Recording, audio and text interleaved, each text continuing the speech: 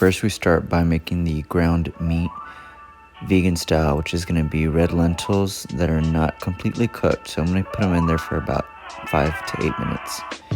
Next, I am putting the walnuts into a pan with no oil, just letting them toast.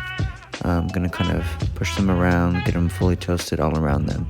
This is going to be part of the meat. Lightly oil your corn tortillas and put them in the oven 5 minutes on each side at 350. Now we are putting the lentils in a food processor. They are not fully cooked, so they should have a little bit of a thickness kind of bite to them. We will be cooking it a little bit longer later. Now for a couple of quick pulses just to chop it up a little bit. You don't want it mushy, so give it like 3 to 5 pulses. And scoop it into a separate bowl. This will be the meat mixing bowl. We're going to add those toasted walnuts. They've been toasting there for about 5 minutes into the food processor.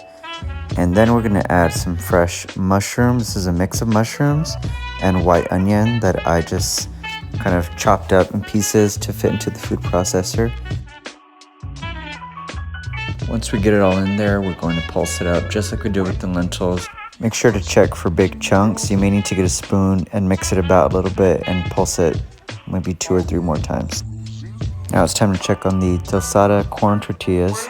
I'm flipping it over, making sure that it gets evenly toasted on both sides, another 5 minutes on that side.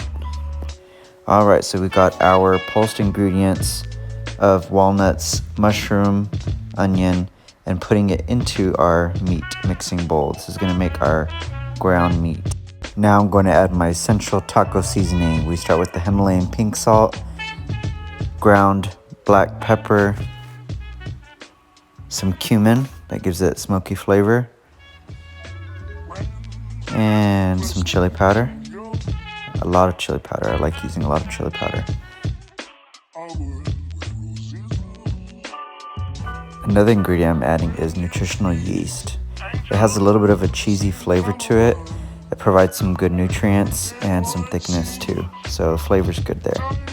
Now we're adding some ground flax seed. This is going to give fiber and healthy omegas to the ground meat, so it also gives it some texture. I'm adding all that into a lightly greased pan. Have a little bit of olive oil in the pan at a medium-high heat. And just like ground beef, I'm going to toast it and get it brown all around. You can add more seasoning as you taste it. Now it's time for a speed run of prepping for the tomato and the romaine lettuce. We're going to wash and finely chop the lettuce and dice up the tomato.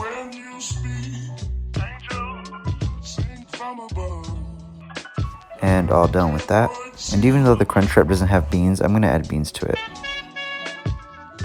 And here's a quick cheat ingredient. It's a vegan nacho cheese. Just pop it in the microwave for a minute and it's ready to be added to our Crunchwrap. Now it's time to make the Crunchwrap. We are layering a little bit of the nacho cheese first in a circle in the middle of a big tortilla.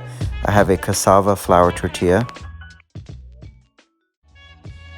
Then we add the vegan meat, our ground meat that is made of mushrooms, onions, and lentils and walnuts.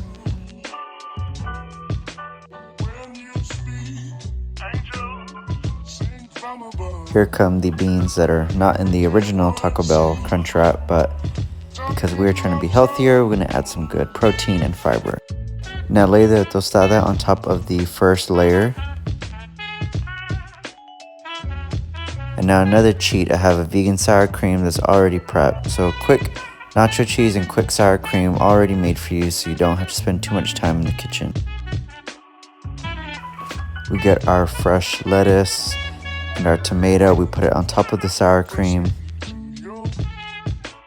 We want to make sure that it fits, so we want to put just a decent amount, just enough to cover the top layer.